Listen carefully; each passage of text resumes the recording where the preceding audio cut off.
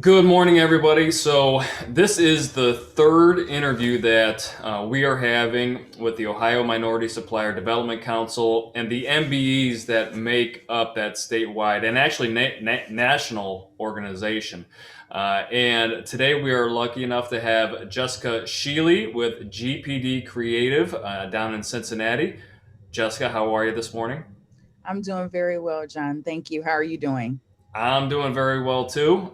It was not as cold this morning as it has been.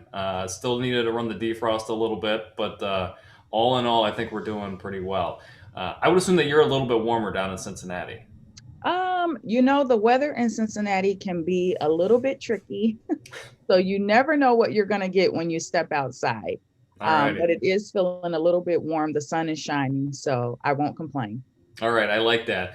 And you know what's actually interesting is as we look at um, who we've had on in this interview series so far.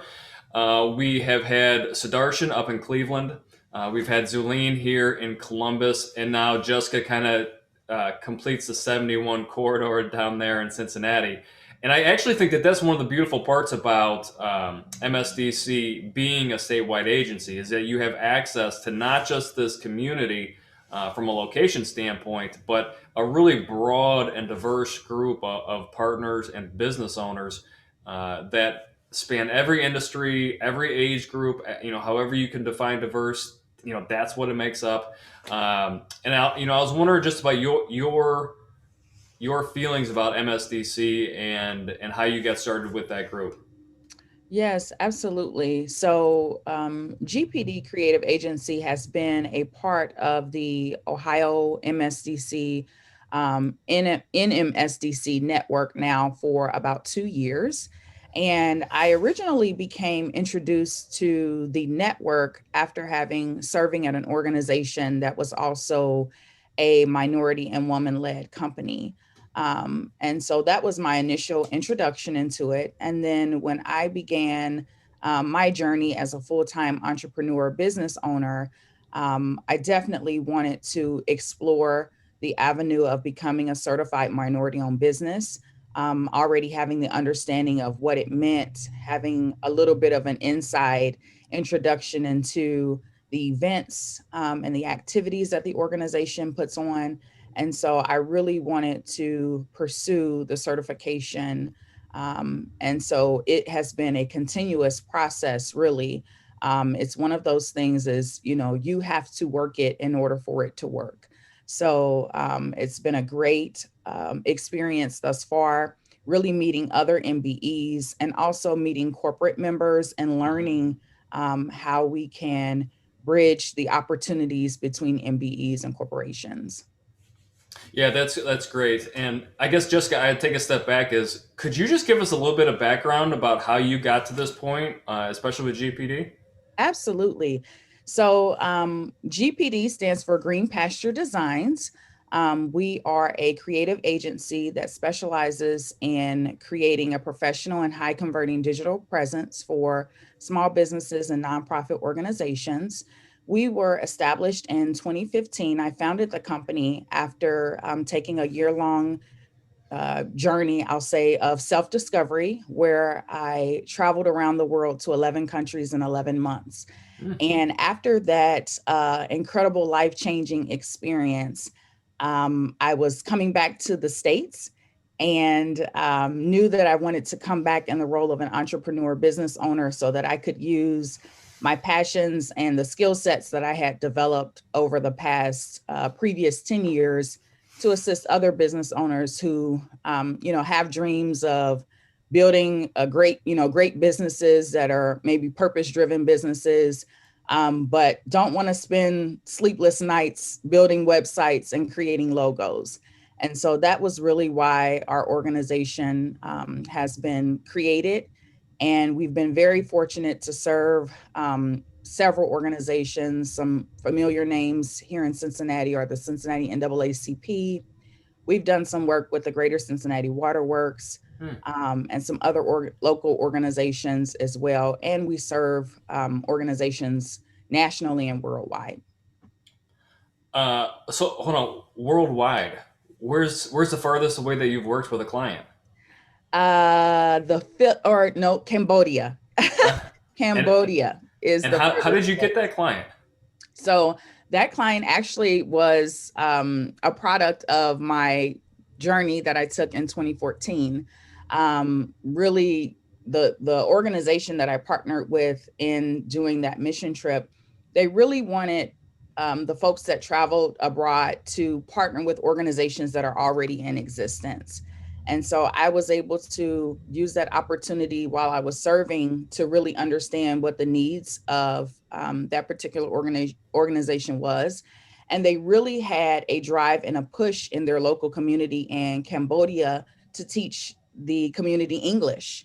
Mm. And so I was able to assist in some website things, some actual signage and graphics things. And so, with the new world that we're living in, and how fortunate we are to have technology, it really has broken down the barriers of geography, if you will, so that we can reach people not just in our local town, but nation and international wide. Jessica, I had a list of things for us to talk about today, but as you keep talking, I wanna scrap that whole list and just and go with what you're focusing on. So, with that said, the past year, have you found it to be an uphill climb for you in GPD, or were you already ready for this remote and no boundaries type of business model? Yeah, so I would say we were in a position that we could hit the ground running in this kind of virtual new wave of business model. We had already been a 100% remote organization, and so not very much changed with the impact of COVID from an organizational standpoint as far as how we work. But it definitely um, impacted our organization as far as making sure we still had that cultural piece, the human touch. So we have weekly check-in meetings. I also have one-on-one meetings weekly with each of my team members just to make sure to get a pulse on how they're doing, any questions. And so we've really been able to take it in stride, being in different locations. Okay, very good. And I assume that your employees came to GPD knowing the remote nature of work. Yes. Okay. Yes, that's something that we are very upfront with from the beginning, that we are a 100% remote organization. We have been very fortunate to have amazing team members who are very disciplined and focused in each of their areas of expertise. And that is kind of my leadership model, is really to find people who are passionate about a certain area that our organization maybe needs help with, so that it really doesn't become a job per se, because this is already something that they are focused on. And really what we aim to do is find folks who are in alignment with what our mission is, what Mm. we seek to do. So that's the start of when we are seeking, or someone is seeking to partner with us. We first want to make sure that we are in alignment with our mission, vision, values. And then from there, we want to find what is their expertise. How do they use creative thinking and design thinking to think outside of the box, and to really make an impact on the things that we are focused on at our agency. So then, how do you discover the cultural fit of mission, vision, and values when you're a remote business? I mean, how do you get the right people to come on board at the right time? That's a very great question. And the way that we start with that is really during our interviewing process. So we have developed, I would say, kind of a robust interviewing process where it's not just one interview. We have incorporated a values driven interview into our interviewing process. It's really an opportunity for us to get to know folks, understand what's really important to them in their life, and see how that aligns with our organizational mission. So outside of a standard interviewing process where we are focused on skill set, are you able to actually do the job? We want to first align from a mental standpoint, from a values driven standpoint as well. And what does that search process look like? Are you going through the normal avenues for this, or is this a set up networking plan that you have to go and find the right people? Yes, so it is a lot of outbound as well as inbound. So our outbound avenues are kind of the traditional LinkedIn platforms, where we do a lot of networking there. Not as much as your Indeed or Career Builder, but I would say more so of LinkedIn. We've also harnessed the power of social media when searching for folks who may be interested in joining our organization. And then we've also been very fortunate for people to actually recommend people. Mm. They know the work that we're doing. So, similar to the word of mouth aspect for someone referring a potential client to us, we also get referred to from universities, with students maybe seeking internships. So that is how we've been able to attract some great talent. So one of the things that you haven't said the word, but one of the things that I'm hearing is that you are very intentional about how you plan to build and add to GPD, and whether it's referrals or it's LinkedIn or any of the other platforms, it doesn't just happen overnight, right? I'd assume you would agree with that, and you really have to think about where you're going in order to be able to get the right people to be coming into that funnel. Absolutely. Intention is everything, strategy is everything. I think it's become sort of a cliche word. However, it's something that's really needed. If you don't know, when you're getting into your car in the morning, if you don't have a destination, you don't know where you're going, you're just going to be driving around wasting gas. And so I take that same mind state with business. We focus on the high level goals. Where is it that we want to go? What is it that we want to see? What's the impact that we want to make in the world? And we get really focused on that, and then use that to really attract the like-minded people who are also focused and purpose driven towards that same mission in life, to join us. So that's how we kind of set the stage for our organization. Okay. And I know that I had asked you this question before we started here today, but in my research, GPD has a lot of interns, or you use interns to further your business. What is your view on the internship experience, whether it's industry wide or specifically with GPD? Yes, that's a great question. We have had a wonderful internship experience, and I credit it to our interviewing process as well.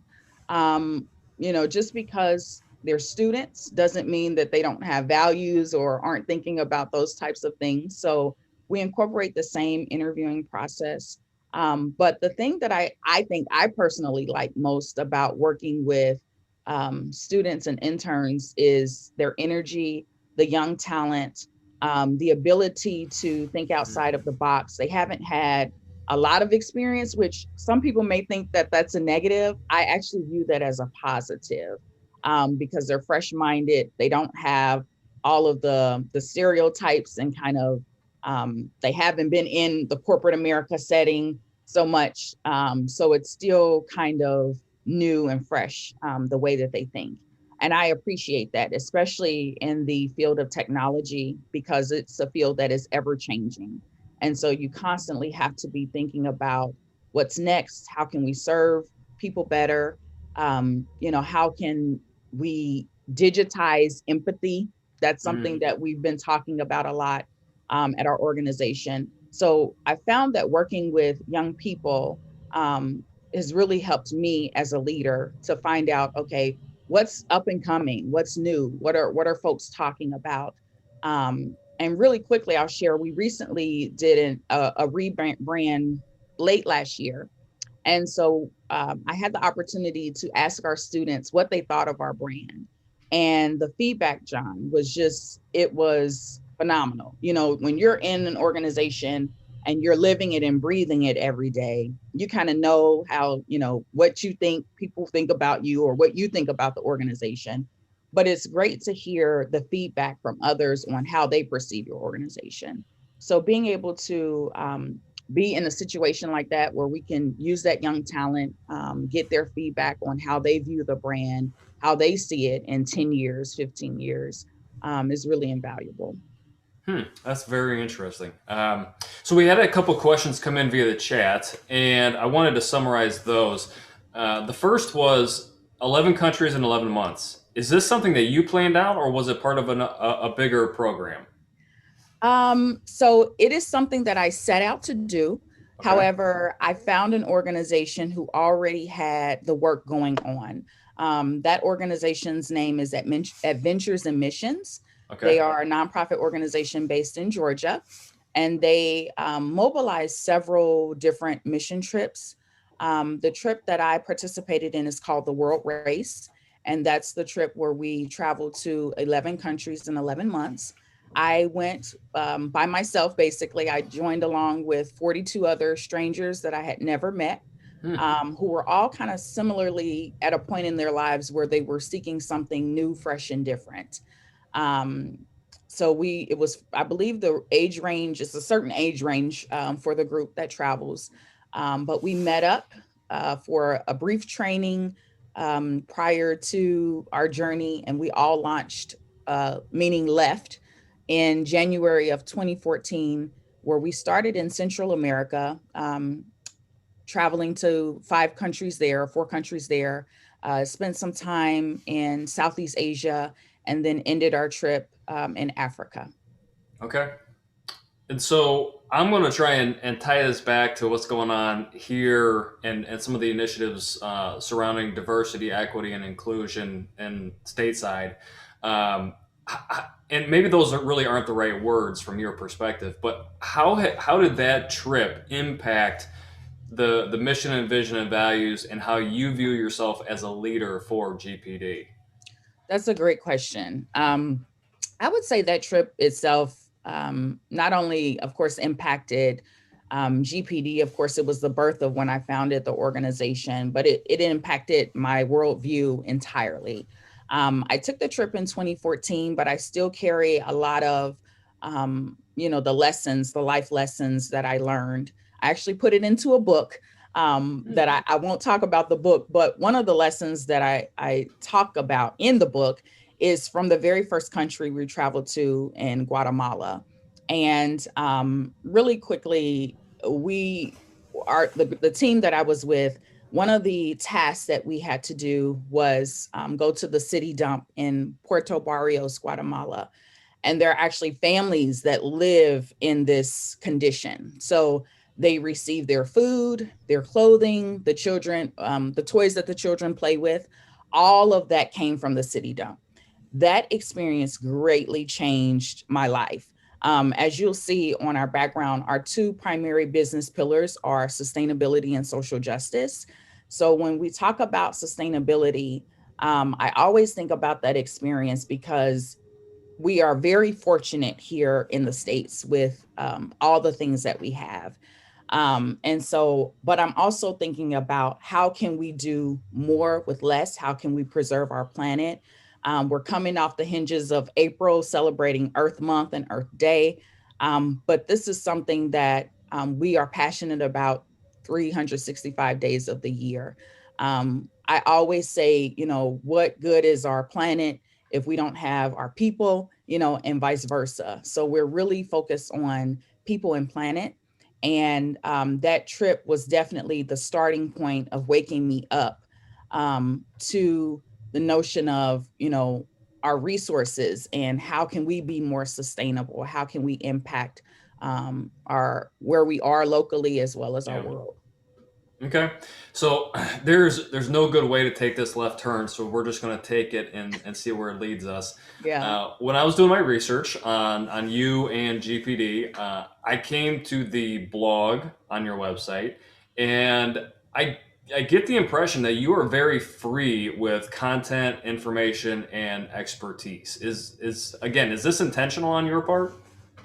Can you explain to me what you mean by free in that realm? That you are willing to give away or state your opinion or state your beliefs on any given topic so that other people can access those and implement those in their own life. Thank you for the clarification. That's absolutely correct.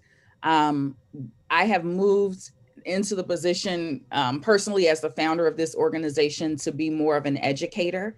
And I'm also a writer by nature. So I actually studied journalism first and then went on to pursue my master's in communications design. So writing is a first love and passion of mine.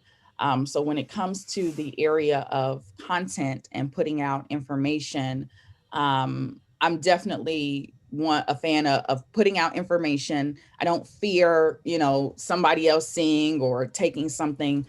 That's just not the mindset that we work in at our organization. We believe in collaboration over competition.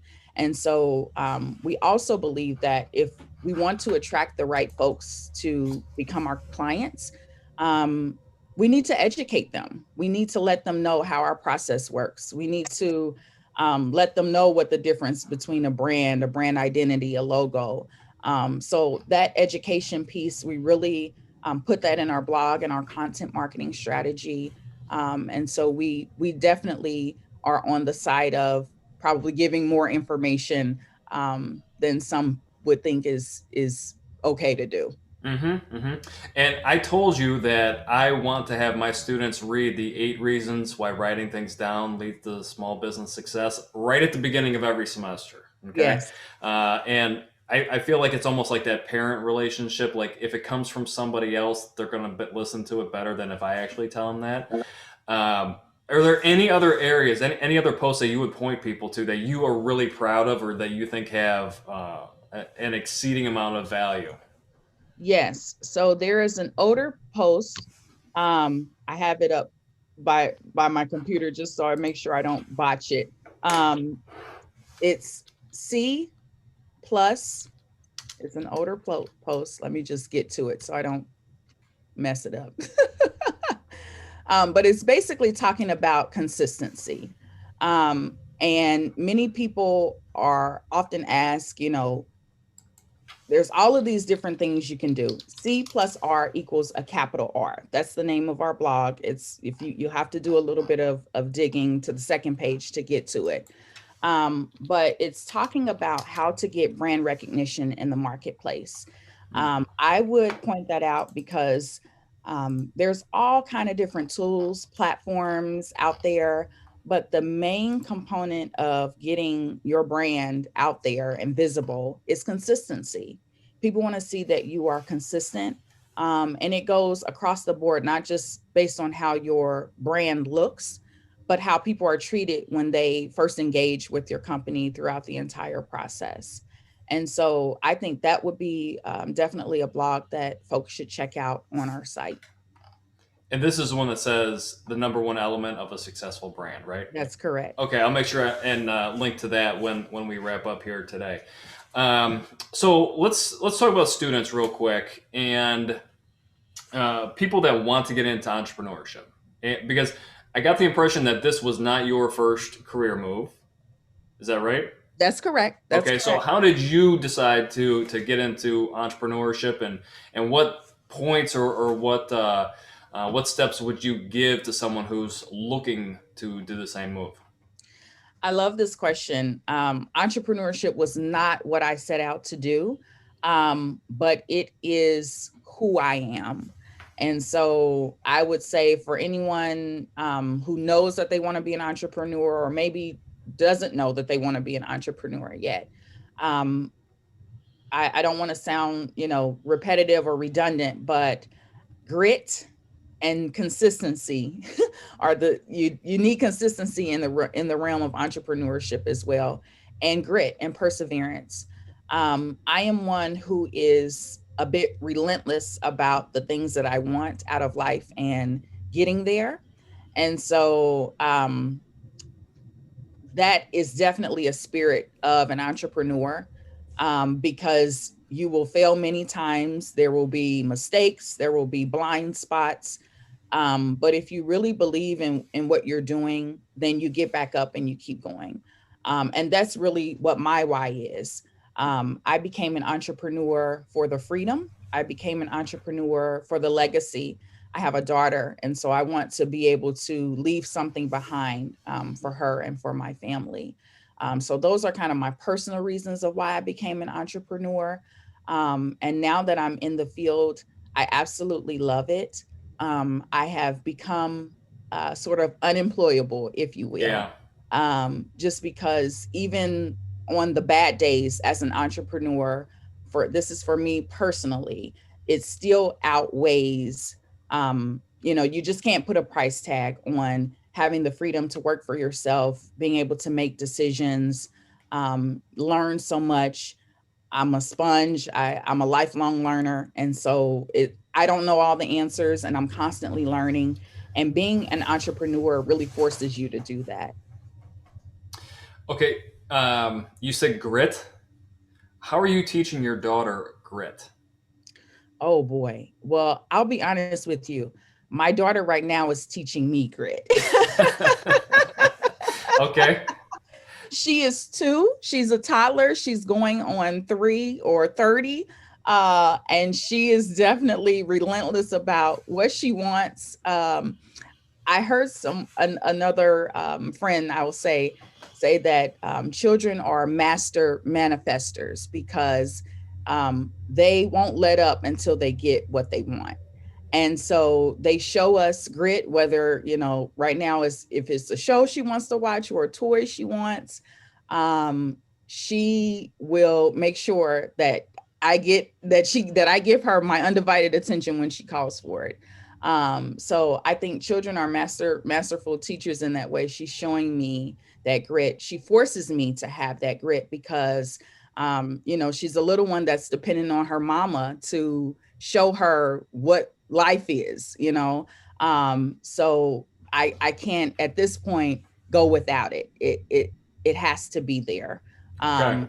Yeah, and the same, she shows her father as well. So she's the boss baby of the house running the show.